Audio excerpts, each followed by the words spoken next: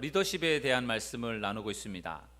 그동안 저는 8명의 리더에 대해서 여러분들에게 말씀을 전했습니다.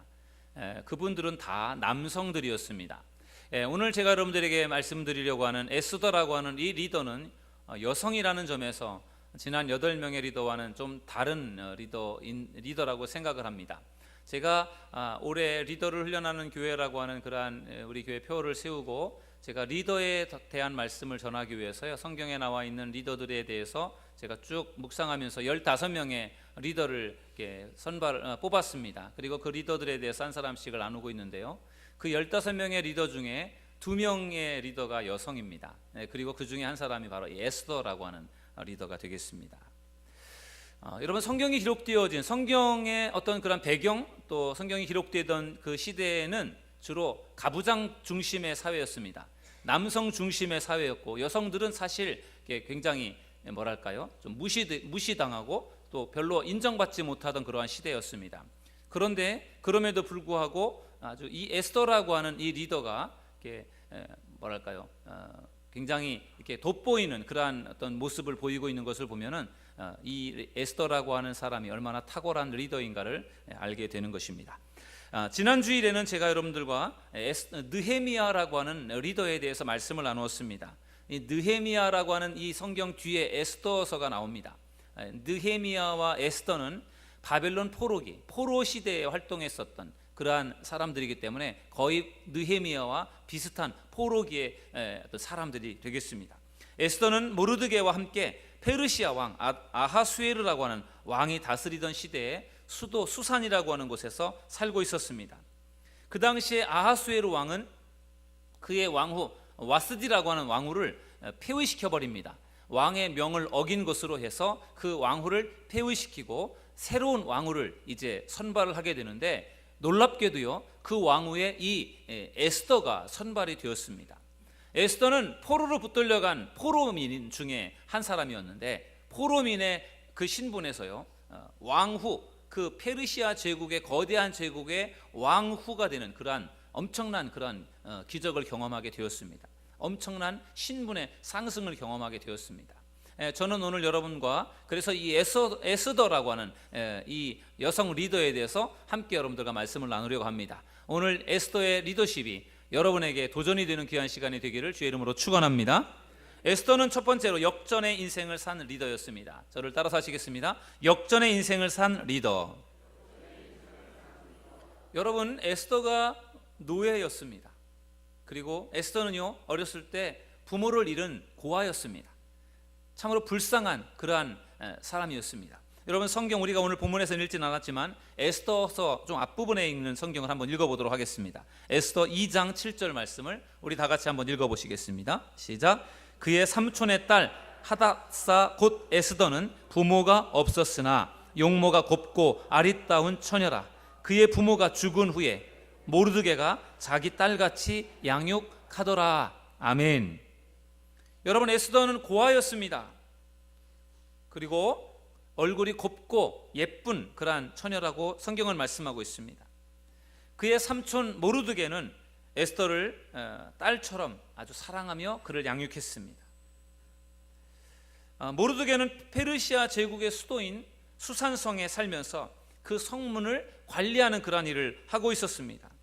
어느 날 모르드게가 왕후 와스디라고 하는 페르시아의 왕후가 폐위되고 새로운 왕후를 선발한다라고 하는 그런 소문을 듣게 되었습니다. 그리고 이 모르드게가 그 소문을 듣게 되었을 때 자기 조카죠. 그 조카 에스더가 참으로 곱고 예쁜 여자인데, 이 에스더가 참 왕후가 되면 좋겠다, 그런 바람을 가지고요, 에스더에게 추천을 했습니다. 왕후를 선발한다고 하는데 페르시아 그 제국의 아하수에르 왕의 왕후를 선발한다라고 하는데 너가 한번 거기에 참여하면 어떻겠니? 라고 제안을 하고, 그래서 이 에스더가 그 왕후 선발 시험에 출전하기 위해서 준비를 합니다. 1년여 기간 동안에 그 왕후 선발 그 시험에 응시하기 위해서요, 1년여 기간 동안을 철저하게 준비를 했는데, 참 놀랍게도 에스더가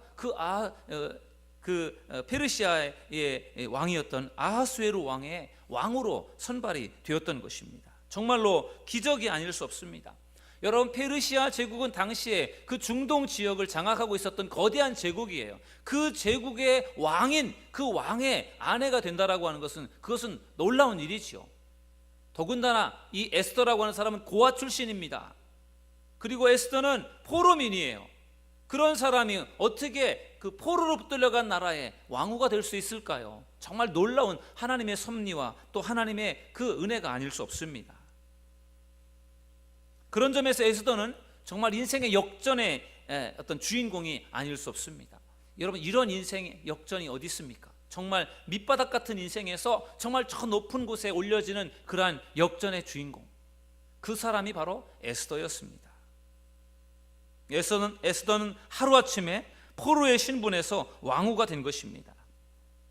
여러분, 성경에는 수많은 역전의 이야기들이 나와 있습니다. 하나님을 믿는 하나님의 사람들에게 하나님은 놀라운 인생의 역전극들을 펼쳐주셨습니다. 여러분, 성경을 읽으실 때 우리는 성경에서 수많은 인생의 역전을 경험한 사람들을 만날 수 있습니다. 그 중에 한 사람은 바로 요셉이라고 하는 사람입니다. 요셉은 인생의 역전을 경험했던 사람입니다. 역전의 인생을 살았던 사람입니다. 요셉은 형들에게 미움을 받아서 애굽의 노예로 팔려갔습니다. 그런데 또 하나님의 은혜로 그 애굽에서 보디발이라고 하는 좋은 사람을 만나게 되죠. 그리고 그의 집에서 일하면서 인정을 받습니다. 그래서 보디발이 그에게 많은 가정의 살림들을 맡기게 됩니다. 그래서 그는 가정 총무로서의 역할을 가지고 가정의 모든 살림들을 잘 관리하며 다스려 나가게 되었습니다. 그러던 어느 날 보디발 장군의 아내가 요셉을 유혹했습니다. 요셉은 그것을 뿌리쳤지만 그 보디발의 아내가 모함을 해서 결국 요셉은 감옥에 갇히게 되었습니다. 그러나 그 감옥에서 요셉은 또 중요한 사람들을 만나는데 술 관원장, 바로의 술 관원장과 또 떡 관원장을 만나게 됩니다. 그리고 그들을 교제합니다. 그들과의 어떤 그런 교제 속에서 그들의 꿈을 해석하게 되고 그것이 하나의 계기가 되어서 나중에 바로 왕이 아주 희한한 꿈을 꾸었을 때 그 꿈을 아주 기가 막히게 해석하면서 7년 대풍년과 7년 대흉년에 앞으로 일어날 일들에 대해서 이제 요셉이 그 꿈을 해석하면서 앞으로 일어날 일들을 예견하는 그 모습들을 보여주었습니다. 그것을 본 바로왕이 깜짝 놀라서 바로 이 요셉을 꽉 붙들고 요셉을 애굽의 총리로 삼게 되었던 것, 여러분들 잘 아실 것입니다. 여러분, 형들에게 미움을 받아서 애굽이라고 하는 거대한 나라에 노예로 팔려갔던 그 요셉, 정말 밑바닥 같은 인생을 살았던 그 요셉이 그 나라의 총리가 되었다라고 하는 것은 이것은 도저히 상상할 수 없는 일 아니겠습니까? 놀라운 기적이 아닐 수 없습니다. 그래서 요셉은 역전의 인생을 살았던 그러한 사람 중에 한 사람인 것입니다. 여러분, 하나님이 함께 하시면 여러분에게도 역전의 인생이 일어난다는 사실을 믿으시기를 주님의 이름으로 축원합니다. 여러분, 요셉이 왜 역전의 인생을 살 수 있었는지 아십니까? 성경책을 읽어보시면 여호와께서 함께 하시니 요셉이 형통한 자가 되었더라, 그렇게 창세기 37장을 읽어보시면 그런 말씀들이 여러 번 반복되어 나옵니다. 여러분, 요셉이 어떻게 역전의 주인공이 될 수 있었습니까? 하나님께서 요셉과 함께 하셨기 때문인 줄로 믿습니다. 요셉이 하나님과 동행하는, 함께하는 삶을 살아갈 때 하나님께서 요셉의 삶을 축복하셔서 그가 밑바닥 같은 고통의 인생 가운데 있었지만 그를 높여서 그를 지극히 높은 그러한 사람으로 그를 세워주신 것입니다. 그러므로 사랑하는 여러분, 여러분의 인생이 밑바닥으로 떨어진다고 할지라도, 여러분의 인생이 어려움이 닥쳐온다고 할지라도, 여러분이 비록 인생에서 실패를 경험했다고 할지라도 절대로 낙심하지 않고 포기하지 않는 믿음의 성도님들이 되시기를 주님의 이름으로 축원합니다. 왠지 아십니까? 우리가 믿는 하나님은 우리를 바닥으로 떨어뜨리는 하나님이 아니라 우리를 그 바닥에서 높여서 우리의 인생을 역전으로 이끄시는 하나님이시기 때문에 그렇습니다. 그 역전의 하나님을 믿고 신뢰하는 여러분들이 되기를 주의 이름으로 축원합니다. 다윗도 역전의 인생을 살았던 사람입니다. 다윗은 양을 치는 목동입니다. 양치는 목동이 어느 날 형들이 전쟁터에 있을 때 아버지의 심부름을 갖다가 그곳에서 골리앗이라고 하는 그 블레셋의 장수를 만나게 되었습니다. 그 골리앗을 이스라엘 그 장수들은 다 두려워하며 감히 나가서 싸울 생각조차 않을 때 다윗이요 자기가 나가서 싸우겠다고 하고 결국은 물맷돌을 던져서 그 골리앗을 넘어뜨렸습니다. 그래서 하루아침에 다윗이요 이스라엘의 영웅이 됩니다. 그리고 그것을 발판으로 해서 그 후에 다윗은 이스라엘의 왕이 되었습니다. 여러분, 보잘것없는 목동이요 일개 이스라엘이라고 하는 국가의 왕이 되었습니다. 정말 상상할 수 없는 일 아니겠습니까? 어떻게 왕의 자식이 왕이 되는 그것은 뭐 어찌 보면 당연한 일이라고 볼 수 있지만 목동 출신이 어떻게 왕이 될 수가 있겠습니까? 그건 정말로 그야말로 놀라운 인생의 역전이 아닐 수 없습니다. 다윗이 어떻게 그러한 역전의 인생을 살 수 있었고 역전의 주인공이 될 수 있었습니까? 마찬가지로 하나님께서 다윗과 함께 하셨기 때문인 줄로 믿습니다. 만군의 여호와께서 다윗과 함께 하시니 다윗이 점점 강성하여 가니라, 그렇게 성경은 말씀하고 있어요. 다윗이 늘 하나님과 함께하고 동행하는 삶을 살아갈 때 하나님께서 다윗을 밑바닥 같은 인생에 다윗을 그대로 버려두지 않으시고 그를 높여서 이스라엘의 왕으로 하나님이 사용하여 주신 줄로 믿습니다. 여러분들도 인생의 역전의 주인공이 되길 원하신다면 하나님과 함께하고 하나님과 동행하는 삶을 살아가는 믿음의 성도님들이 되기를 주님의 이름으로 축원합니다. 인생의 역전이 다윗에게만, 인생의 역전이 요셉에게만 일어나는 것이 아니었어요. 다니엘이라고 하는 사람에게도 인생의 역전이 일어났습니다. 다니엘도 역시 바벨론의 포로로 붙들려갔던 사람 중에 한 사람이었습니다. 포로입니다. 포로가 뭘 할 게 있습니까? 그런데 이 다니엘은 참 지혜가 있었습니다. 하나님께서 다니엘에게 참 놀라운 지혜를 주셨습니다. 그래서 다니엘은요 요셉처럼 아주 꿈을 잘 해석하는 그런 특별한 능력이 있었습니다. 당시에 바벨론이라고 하는 나라에 수많은 박사들이 있었습니다. 점을 치는 사람들, 박사들이 있었습니다. 그런데 그 바벨론에 있는 사람들이 그 당시에 느부갓네살 왕이라고 하는 그 바벨론의 왕이 꾼 꿈을 해석을 못했습니다. 그 박사들이 다 모였지만 그것을 해석을 하지 못했어요. 그런데 다니엘이 그 꿈을 해석을 했습니다. 바벨론에 있는 모든 박사들을 다 합한 그 머리보다도 다니엘의 머리가 훨씬 명철하고 뛰어났습니다. 그래서 그 느부갓네살 왕이 그 다니엘의 그러한 명석한 머리와 그의 어떤 그 똑똑한 그러한 부분들을 보면서요 그를 바벨론의 총리로 세우게 되었습니다. 포로로 붙들려갔던 사람이 바벨론이라고 하는 거대한 제국의 총리가 되었습니다. 2인자가 되었습니다. 놀라운 일 아니겠습니까?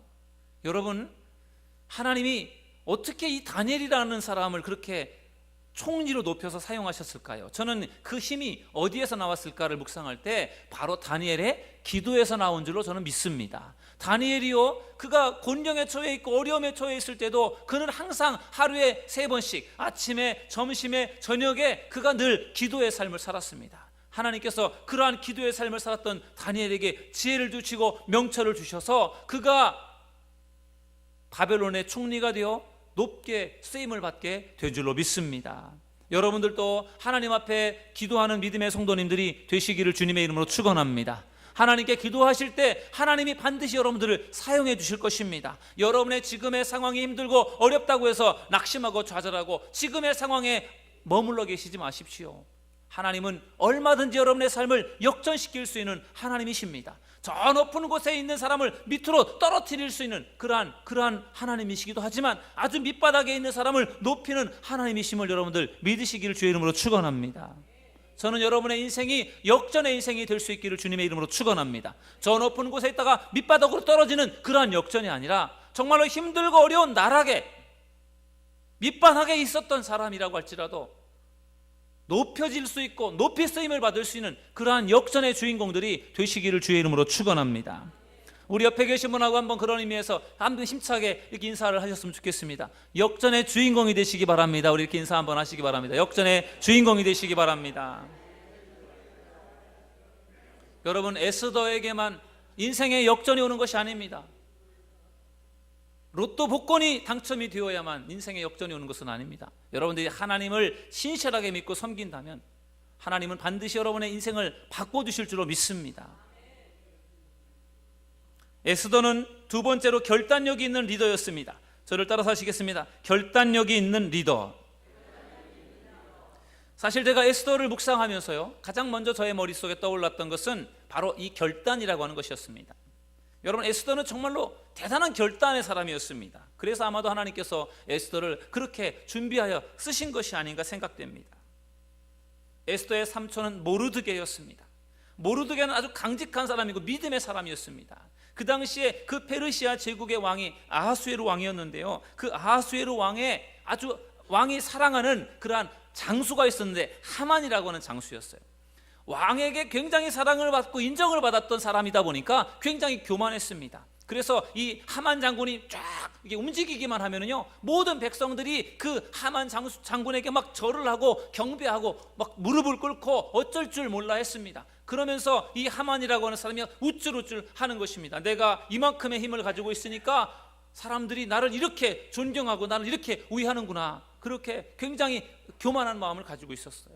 그런데 다른 사람들은 그 하만 장군만 나타나면 무릎을 꿇고 절을 하고 경배를 하는데, 그 수산성의 한 성문을 지키고 있는 모르드게라고 하는 사람은 이 하만 장군에게 무릎을 꿇지도 않고 절을 하지 않는 것이었어요.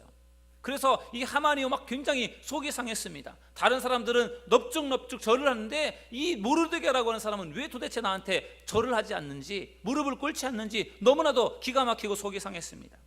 그래서 이게 하만이라고 하는 사람의 마음속에 내가 저 모르드게를 죽이고야 말겠다, 나를 경배하지 않고 나를 섬기지 않는 저 모르드게, 괘씸한 모르드게를 내가 죽이고 말겠다, 그렇게 마음의 결심을 하게 되었습니다.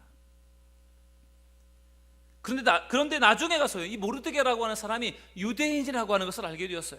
그리고 그의 신앙심 때문에 그가 하만에게 절하지 않는다라고 하는 것을 알게 된 이후에 이 하만은요, 모르드게만 죽일 것이 아니라 그 페르시아 그 제국에 살고 있는 모든 유대인들을 다 죽이려고 그렇게 계획을 세웠습니다. 결국 모르드게 때문에 모든 이스라엘 유대인들이 다 죽게 된 것입니다. 하만의 그 쓸데없는 교만한 생각이 유대인들을 다 죽음의 위기로 몰아가게 되었던 것입니다. 여러분, 하만이라고 하는 장군은 이만큼의 권력과 힘을 가지고 있는 사람이었습니다.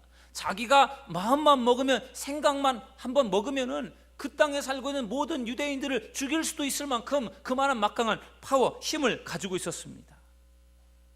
그래서 왕에게 아부를 하고 아첨을 해서 왕의 허락을 받아서요, 그 페르시아에 살고 있는 유대인들을 어느 날 어느 시에 다 처형하는 것으로 그렇게 왕의 허락을 받았습니다. 큰일 난 것입니다. 이러한 사실을 알게 된 모르드게가 사람을 보내어서 에스더 왕후에게 도움을 요청하는 것이 바로 오늘 본문의 말씀에 나와 있는 말씀이 되겠습니다. 여러분 한번 성경을 읽어보시겠습니다. 에스더 4장 14절 말씀을 우리 함께 읽겠습니다.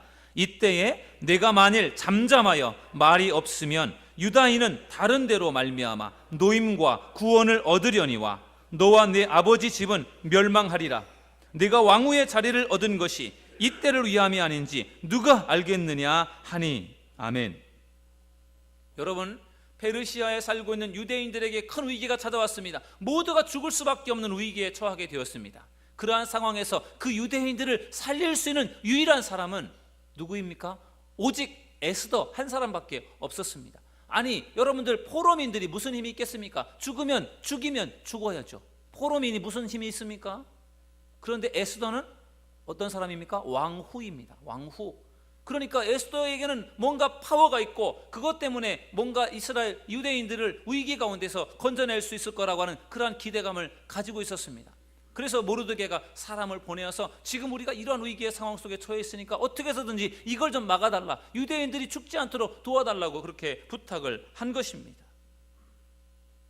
그러나 그 일이 에스더에게 쉬운 일은 아니었습니다. 에스더가 왕후지만 그러나 왕을 만나서 그러한 어떤 이미 결정되어진 하만의 계획이 결정되어진 그것을 바꾼다라고 하는 것은 어려운 일이었어요.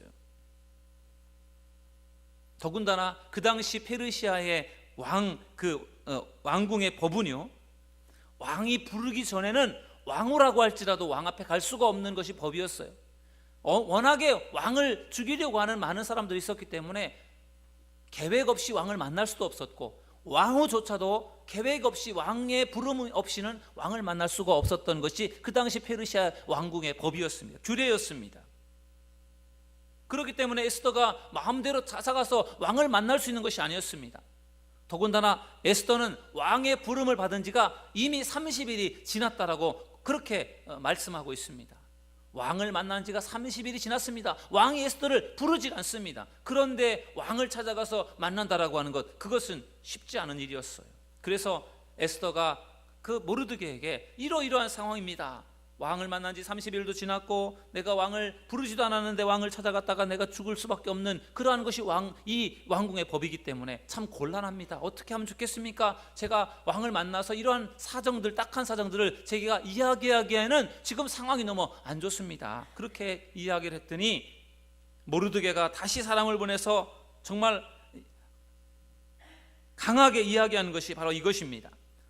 방금 전에 읽었던 14절 말씀의 뒷부분에 보면은 내가 왕후의 우위를 얻은 것이 이때를 의함인지 누가 아는가, 이 말씀을 하는 거예요.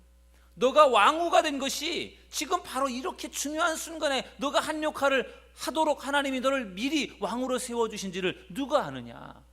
그러니까 이렇게 중요한 순간에 너가 뭔가 역할을 해야지. 너가 아무것도 하지 않고 가만히 있으면 너는 혼자 살지 몰라도 유대 민족은 다 죽는다라고 하는 것을 모르드게가 강조했습니다.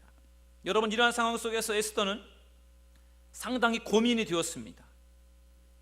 왕궁의 법을 어기고 왕을 만나러 간다라고 하는 것은 죽음의 길로 가는 것과 마찬가지였습니다. 그렇다고 해서 나 몰라라 하고 있자니 유대인들이 다 처형을 당할 날이 점점점 눈앞에 다가오고 있는 상황이었습니다. 왕을 만나러 갈 수도 없고 그렇다고 가만히 있을 수도 없고 이렇게 저렇게 어떻게 할 바를 몰라 하는 그러한 에스더가 중요한 결단을 내리게 되었습니다. 왕을 만나야 되겠다라고 하는 결단을 했지만 그러나 자신이 없었어요. 왜? 왕을 만난다라고 하는 것은 결국은 죽는 것과 마찬가지였기 때문에 에스더가 왕을 만나기로 마음에 결심을 했지만 선뜻 왕을 만나러 갈 수가 없었어요. 그래서 에스더가 모든 유대인들에게 부탁을 했습니다. 뭘 부탁했습니까? 기도를 부탁했습니다. 여러분, 성경을 한번 읽어보시겠습니다. 에스더 4장 16절 우리 함께 읽어보시겠습니다. 시작. 당신은 가서 수산에 있는 유다인을 다 모으고 나를 위하여 금식하되 밤낮 3일을 먹지도 말고 마시지도 마소서. 나도 시녀와 더불어 이렇게 금식한 후에 규례를 어기고 왕에게 나아가리니 죽으면 죽으리이다 하니라. 아멘. 여러분, 에스더가 왕을 만나러 가기로 결단을 했습니다. 왜냐하면 왕을 만나지 않고는, 에스더가 왕을 만나지 않고는 지금 그 죽음의 위기에 있는 이 유대인들을 살릴 방법이 없습니다.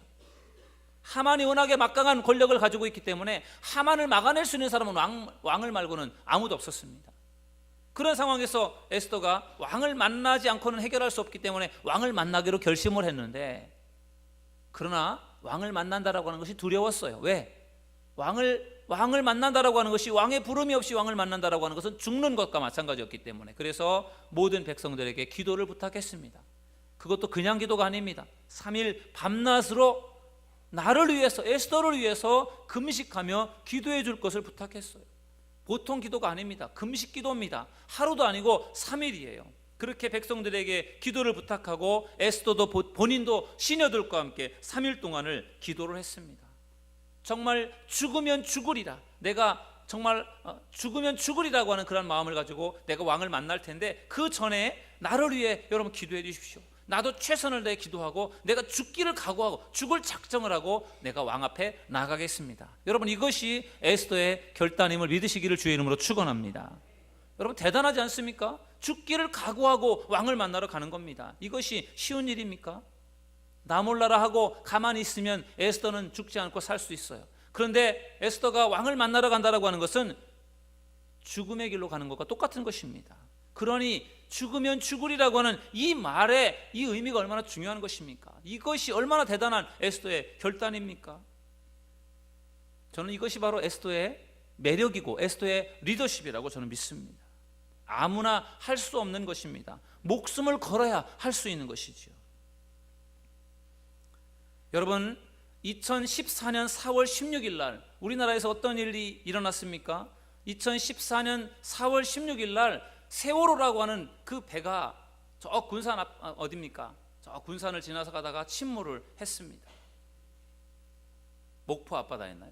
여러분, 이 배가 침몰을 하는데 그 선장이 보여준 그의 리더십은 아주 정말 모든 사람들을 실망시키는 리더십이었습니다. 배가 침몰을 하는데 승객들에게 배가 침몰한다, 위험하니까 빨리 배에서 탈출하라라고 하는 그러한 대피 명령을 내리지 않았습니다. 그냥 기다리라고만 했습니다. 다급한 상황에서 배가 침몰하고 있는데 선장이 위기의 상황을 알리지 않고 빨리 탈출하라, 대피하라고 그렇게 왜 명령을 내리지 않았는지 이해할 수가 없습니다. 이 선장은 승객들에게 대피 명령을 내리지 않고 자기는 선원들과 함께 먼저 배를 탈출했습니다. 그 결과 300명이 넘는 많은 승객들이 배와 함께 물속으로 가라앉아 버렸습니다. 죽었습니다. 선장이 빨리 결단을 하고 대피 명령을 내렸다라고 한다면, 배가 침몰하니까 누구보다도 배를 잘 알고 있는 선장이 배가 지금 어떠한 상황으로 가는지를 알았기 때문에 그것을 빨리 대처해서 빨리 대피 명령을 내렸다고 한다면, 그것을 빨리 결단했다라고 한다면 더 많은 생명들을 살릴 수가 있었을 터인데, 이 선장의 결단력 없는 행동이 결국은 많은 승객들의 생명을 잃게 만들었던 것입니다. 세월호 선장과는 대조적으로 영국의 타이타닉호가 침몰할 때 선장은 아주 결단 있는 모습을 보여주었습니다. 선장은 배에 있는 구조선에 승객들을 대피시켰습니다. 그들을 탈출시켰습니다.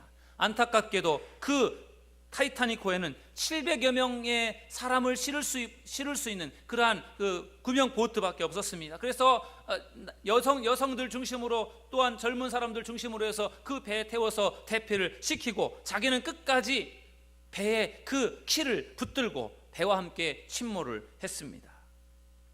물론 타이타닉호가 침몰해서 많은 생명을 잃게 되었지만, 그러나 그 선장의 과감한 결단과 행동으로 인해서, 희생으로 인해서 700여 명의 소중한 생명을 살릴 수가 있었습니다.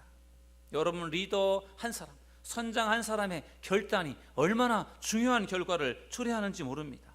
승객 한 사람의 역할과 선장 한 사람의 역할은 전혀 다른 것입니다. 선장 한 사람의, 리더 한 사람의 결단이 많은 사람들을 살릴 수도 있고 많은 사람들을 죽음으로 몰아갈 수도 있는 것입니다. 그런 의미에서 이 리더의 결단이 참으로 중요한 것입니다. 에스더라고 하는 사람의 결단, 내가 죽으면 죽으리라고 하는 그러한 결단을 하고 왕을 만났기 때문에, 그러한 에스더의 결단으로 인해서 유대인들을 살릴 수 있었던 것이죠. 내가 왜 그것을 해야 됩니까? 내가 그 일하다 죽으면 나만 손해 아닙니까? 그런 생각으로 에스더가 왕을 만나는 결단을 내리지 않았다고 한다면 아마도 유대인들은 다 몰살을 당하고 말았을 것입니다. 여러분, 때때로 우리도 중대한 결단을 내려야 할 그러한 순간이 우리에게도 다가올 수 있습니다. 여러분들에게 정말 중요한 것을 결정해야 될 그러한 결단의 순간이 여러분에게 닥쳐왔을 때, 여러분은 과연 그 결단을 무엇을 근거로 해서 결단을 내리십니까? 왼쪽을 선택할 것인가, 오른쪽을 선택할 것인가, 정말로 양자택일의 순간에서 여러분들은 과연 어떤 것을 근거로 선택을 하겠습니까? 나에게 유리한 방법, 나만 좋은 방법이 아니라 다른 사람들에게 유익을 줄 수 있고 나보다 더 많은 공동체에게 유익이 될 수 있다고 한다면, 내 것을 포기하고 공동체가 도움이 될 수 있는 방법으로 결단할 수 있는 여러분들이 되기를 주님의 이름으로 축원합니다. 그것이 아름다운 리더의 모습이에요. 사람들은 이기적이기 때문에 다 자기의 목숨을 중요하게 생각합니다. 나만 살면 된다라는 생각을 많은 사람들이 가지고 있어요. 세월호 선장이 아마도 그 승객들을 팽개치고 배를 팽개치고 도망쳤던 이유도 나만 살고 싶은, 나만 살면 그만이다라는, 나라도 살아야 되겠다라는 그러한 생각이 깔려 있었던 것입니다. 많은 사람들이 세월호 선장 잘못됐다, 못됐다, 어떻게 그럴 수 있느냐 손가락질 하지만, 만약에 우리가 그 선장의 입장에 있었다, 그 선장과 같은 위치에 우리가 있었다고 한다면, 내가 거기에 있었다고 한다면 과연 우리는 그렇게 하지 않을 그러한 자신이 있을까요? 우리라고 해서 그렇게 안 하라고 하는 보장이 어디 있습니까? 죽음 앞에, 두려움 앞에서 다 그러한 행동을 할 수 있는 것이죠. 그러나 우리는 거기에 머물러서는 안 된다는 것입니다. 나만 살면 되고 나만 잘 되면 된다라는 그러한 생각보다는 오히려 더 많은 사람들을 살릴 수 있는 방법, 공동체를 위할 수 있는 방법, 그런 것들을 생각하며 그런 쪽에 무게를 실어 결심할 수 있고 결정할 수 있는 믿음의 성도님들이 될 수 있기를 주님의 이름으로 축원합니다. 그것이 기독교인의 모습 아니겠습니까? 세상 사람들과 다르다고 하면서 똑같은 모습을 보여서 어떻게 우리가 그리스도인이라고 하겠습니까? 세상 사람들이 다 자기 중심으로 내게 유익이 되는 것으로 결정을 한다고 할 때 우리 그리스도인들은 그것보다 더 많은 공동체와 많은 사람들에게 유익을 줄 수 있는 방법을 우리가 선택하는 것, 그것이 믿음의 사람들의 모습인 줄로 믿습니다.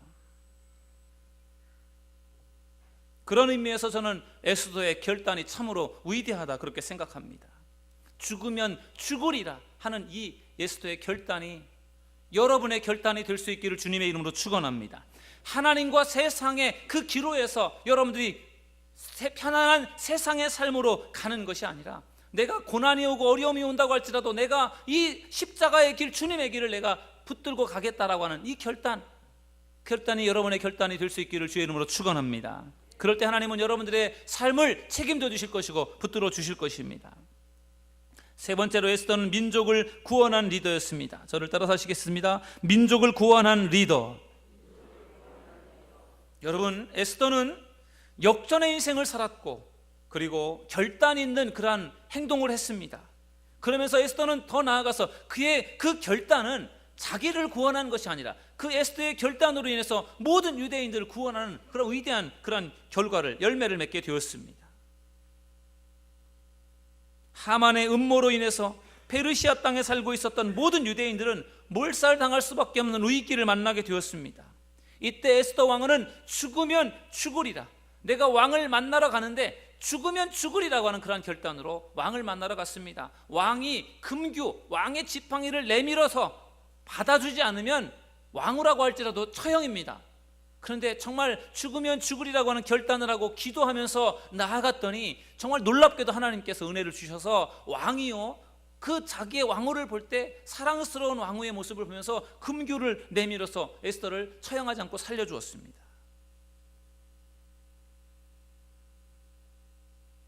그래서 결국 왕을 만나게 되었고 왕을 통해서 위기에 처해 있었던 유대인들을, 자기의 민족을 구원하는 그런 위대한 일을 하게 되었습니다. 에스더의 결단은 결국 민족을 구원하는 위대한 결단이 되었던 것입니다. 에스더서 9장 22절 말씀을 우리 함께 읽어보도록 하겠습니다. 다 같이 읽겠습니다. 이 날에 유다인들이 대적에게서 벗어나서 평안함을 얻어 슬픔이 변하여 기쁨이 되고 애통이 변하여 길한 날이 되었으니 이 두 날을 지켜 잔치를 베풀고 즐기며 서로 예물을 주며 가난한 자를 구제하라 하매. 아멘. 여러분, 에스더의 결단이 유대인들을 위기 가운데서 건져내었습니다. 유대인들은 슬픔이 변하여 기쁨이 되었고 애통이 변하여 길한 날이 되었다고 말하고 있습니다. 모두가 다 처형당하여 죽을 수밖에 없었는데 에스더의 결단으로 인해서 하만이 음모를 꾸몄던 것이 다 무너져 버리게 되었고 오히려 하만이 죽게 되었습니다. 유대인들이 다 살게 된 것입니다. 그야말로 거기에도 역전이 일어난 것이죠. 죽이려고 했었던 하만이 자기가 죽었고 그리고 죽을 수밖에 없었던 유대인들이 살아났으니 그것이야말로 놀라운 하나님의 역전 아니겠습니까? 여러분, 유대인들은 너무나 기뻐서 그날을 잔치를 베풀었다라고 말씀하고 있습니다. 그리고 그날을 그들은 불임절이라고 하는 그러한 이름을 붙여서 절기로 해마다 그날을 지키게 되었습니다. 여러분, 불임절, 우리 기독교에서는 불임절을 지키지 않는데 유대인들은 지금도 불임절을 지키고 있다고 합니다. 불임절이라고 하는 것은 유대인들이 위기에 처해 있을 때 모든 유대인들이 하나님 앞에 3일 동안을 금식하며 기도했고 그때 하나님께서 에스더라고 하는 사람을 통해서 유대민족을 구원하신 그러한 날을 기념하는 날이 바로 불임절입니다. 결국 에스더는 유대민족을 구원하는 일에 하나님께서 그를 도구로 사용해 주셨던 것입니다. 그 시대에 많은 사람이 있었지만 하나님께서 그 바벨론에 또 이 페르시아에 포로로 있는 많은 사람들이 있었지만 그 중에서 에스더라고 하는 사람을 하나님이 준비하셔서 하나님께서 그를 높여주셨고 때가 되었을 때 하나님께서 그를 사용하여 주신 것입니다. 여러분, 하나님이 에스더를 왜 그 왕후가 되도록 높여주셨을까요? 에스더가 너무나 예뻐서요? 그가 똑똑하고 잘나서요? 아마도 모든 상황을 놓고 볼 때 이스라엘 민족의 구원을 위해서 에스더를 하나님께서 미리 준비시켜 주신 줄로 믿습니다. 그가 왕후가 될 만한 사람이 아니었지만 하나님이 그를 높여서 그를 통해서 이스라엘 유대인들을 구원하시고자 하나님이 준비시키신 것입니다. 때때로 하나님은 여러분들을 쓰시고자 여러분을 높여주실 때가 있습니다. 여러분이 똑똑하고 잘나서 내가 열심히 해서 내가 높여지는 줄로 그렇게 생각할 수 있지만 그것은 여러분들의 잘못된 생각입니다. 여러분들을 높이는 데에는 하나님의 분명한 뜻이 있습니다. 그것이 무엇인지 아십니까? 하나님이 쓰시려고 여러분들을 높여주시는 것입니다. 여러분 높은 자리에 올라갔을 때 교만하지 마시고 하나님이 나를 더 크게 쓰시려고 준비시켜 주시는구나 그렇게 생각하시고, 높은 자리에 있을 때, 여러분이 올려졌을 때, 높여졌을 때 하나님의 그 뜻에, 하나님의 말씀 앞에, 하나님의 사역 앞에 순종할 수 있는 여러분들이 되기를 주의 이름으로 축원합니다. 그러면 하나님의 일에 여러분들은 귀하게 쓰임 받게 될 것입니다. 여러분이 나는 그 일을 하지 않겠습니다, 나는 그 일에 합당치 않습니다, 나는 하고 싶지 않습니다, 그렇게 해서 여러분들이 그 중요한 일을 여러분들이 마다하고 거절한다면 어떻게 될까요? 그러면 하나님은 여러분들을 쓰시지 않고 다른 사람을 통해서 그 일을 행하시는 것입니다. 하나님께서 내가 안 하면은 하나님이 그 일을 못 하시겠지, 사람들이 그렇게 생각할 수 있어요. 그러나 그렇지 않습니다. 하나님은 나에게 기회를 주셨을 때 내가 그 기회에 하나님 앞에 순종하지 않으면 하나님은요 그거를 다른 사람을 통해서 이루시는 것입니다. 내가 다음번에, 이번에 거절하고 또 하나님이 또 기다려주시겠지, 그렇게 하나님이 계속해서 기다려주시는 것이 아니라 내가 하지 않으면 하나님은 다른 사람을 통해서라도 그 일을 행하시는 것입니다. 그러므로 하나님이 여러분들을 쓰시고자 할 때 여러분 하나님 앞에 순종하고 쓰임받는 믿음의 성도님들이 되기를 주의 이름으로 축원합니다. 여러분, 에스더는 모세처럼 하나님이 내가 너를 쓰겠노라, 너를 내가 부른다 해서 하나님이 에스더를 부른 그런 사람이 아닙니다. 모세처럼 부름받은 사람이 아니었습니다. 에스더는 모세처럼 광야에서 철저하게 훈련받은 사람도 아니었습니다. 느헤미야 총독처럼 아주 유능하고 똑똑해서 정치를 잘하는 사람도 아니었습니다. 에스더는 어떤 사람이었습니까? 한 사람의 연약한 여성이었습니다. 그런데 그가 기도할 때, 금식하며 기도할 때 하나님께서 에스더에게 용기를 주셨고, 그가 죽으면 죽으리라고 하는 마음으로 자기 자신만을 생각하는 것이 아니라 민족을 살려야 되겠다라는 마음으로 결단하고 나갈 때 하나님은 그 에스더를 사용하셨고 그를 통해 모든 유대인들을 살릴 수 있는 그러한 놀라운 은혜를 그에게 베풀어 주신 것입니다. 여러분도 중요한 순간에 하나님 앞에서 결단할 수 있는 믿음의 성도님들이 되시기를 주님의 이름으로 축원합니다. 여러분들이 연약하고 부족하다고 할지라도 하나님, 내가 정말 하나님 이 일에 하나님 헌신하겠습니다 라는 마음으로 결단한다면 하나님은 여러분들을 얼마든지 크게 쓰실 줄로 믿습니다. 노아는 8명의 가족을 구원했습니다. 노아가 의로운 사람이었지만 하나님은 노아 한 사람만을 살려주신 것이 아니라 방주를 짓게 해서 대홍수의 심판을 준비하게 하셨습니다. 노아를 통해 노아의 8식구를 하나님은 살려주셨습니다. 요나 선지자를 통해서 하나님은 니느웨 성에 가서 니느웨 성의 사람들에게 회개를 촉구하고 그들에게 하나님의 심판이 임할 것이다 라고 하는 것을 전도하게 해서 니느웨 성에 있는 12만 명의 사람들이요, 요나의 그 말씀을 듣고 회개해서 심판을 당하지 않았습니다. 요나 한 사람의 전도가 무려 니느웨 성의 12만 명의 생명을 살린 것입니다. 마찬가지로 에스더의 결단은 그 페르시아 왕국에 살고 있었던 많은 유대인들, 수많은 유대인들을 살리게 된 것입니다. 여러분, 한 사람이 별것 아닐 수 있어요. 그러나 한 사람이 굉장히 중요할 수도 있습니다. 한 사람의 결단과 한 사람의 변화가요 엄청난 결과를 가져올 수 있는 것입니다. 여러분, 한 사람을 결코 소홀히 하지 마십시오. 자기 자신에 대해서 소홀하게 생각하지 마십시오. 하나님은 여러분들을 사랑하십니다. 여러분들을 쓰시고자 준비시키고 계십니다. 저는 여러분들이 에스더처럼 그렇게 귀하게 쓰임받는 성도님들이 될 수 있기를 주님의 이름으로 축원합니다. 오늘 저는 여러분들과 에스더의 리더십에 대해서 말씀을 나누었습니다.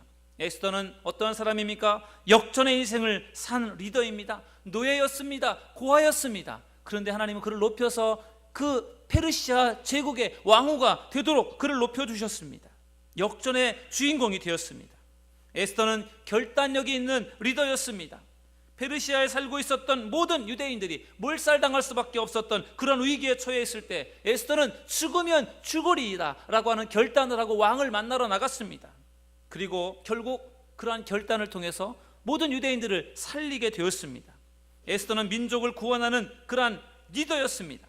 민족이 위기에 처해 있을 때 나만 살고자 하는 그러한 약삭빠른 생각을 가졌던 것이 아니라 나를 희생해서라도 민족을 살리겠다라고 하는 그러한 애국심을 가지고 결국 그는 민족을 살리는 그런 위대한 일을 하게 되었던 것입니다. 저는 우리 사도들교회를 섬기는 성도들이 이러한 에스더와 같은 리더들로 온전하게 세워질 수 있기를 주님의 이름으로 축원합니다. 우리 교회 안에서 에스더와 같은 여성 리더들이 많이 세워질 수 있기를 바랍니다. 여러분, 에스더는 역전의 인생을 살았던 사람입니다. 에스더는 정말 중요한 순간에 바르게 결단할 수 있는 사람이었습니다. 에스더는 자기 자신만을 생각하는 사람이 아니라 가정을 살리고 그리고 나라와 민족을 살리는 일에 최선을 다했던 사람이 바로 에스더였습니다. 바라기는 저는 여러분 모두가 에스더와 같은 사람이 되어서 여러분 자신을 살리고 여러분의 가정을 살리고 우리 교회를 살리고 그리고 더 나아가서는 이 나라 이 민족을 살릴 수 있는 그런 믿음의 성도님들이 다 될 수 있기를 주님의 이름으로 축원합니다. 기도하겠습니다.